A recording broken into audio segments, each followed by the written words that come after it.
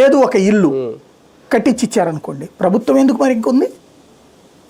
ఇళ్ల పథకం ఉంది కదా మనకి, దానికి అందరూ ఇవ్వాలి కదా. అది ఇవ్వడం ప్రభుత్వం ఇవ్వడం మానేసి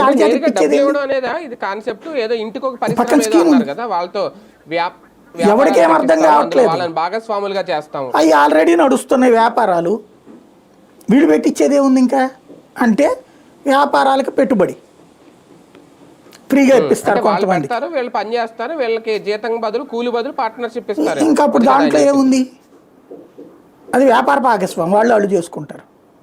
మధ్యలో నీకేంటి సంబంధం? ప్రభుత్వం వీళ్ళిద్దరి మధ్యన అనుసంధానం చేస్తున్నానని చెప్పడం.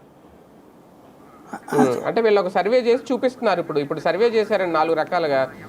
ఎవరింట్లో ఏమున్నాయి, పూర్తిగా లేని వాళ్ళు ఎవరు ఉన్నారు, కనీసం 2 వీలర్ ఉన్న వాళ్ళు, సైకిల్ ఉన్న వాళ్ళు, మొత్తం ఈ వివరాలతో సర్వేలు అయితే ఆల్మోస్ట్ అయిపోయినాయి. ఇప్పుడు చేస్తున్నారు. ఇంకా ఈ డేటా అంతా తీసుకెళ్ళి రేపు ఆ సంపన్నులు ఎవరైతే ఉన్నారో ఎన్ఆర్ఐలు ముందుకు రమ్మంటున్నారు కదా, వాళ్ళకి ఇచ్చి మీరు ఈ ఊరు చూసుకోండి, ఈ ఊరు చూసుకోండి అంటే ఇంకా వాళ్ళే ఆ ఊరిని అభివృద్ధి చేయడంలో కానీ, లేదంటే ఆ నిరుపేదలను సంపన్నులుగా మార్చడం కానీ, ఇంకా ఆ డ్యూటీ అంటే వాళ్ళు చూసుకుంటారా? అప్పుడు ప్రభుత్వం ఇంకా తప్పుకుంటుందా? రేపొద్దున అదే కానీ జరిగితే వీళ్ళకి రావాల్సిన పథకాలు ఇవన్నీ కూడా ప్రభుత్వం ఆపేస్తుందా? ఇలా రకరకాల ఊహా ప్రపంచం, ఏది జరిగేది కాదు, చచ్చేది కాదు.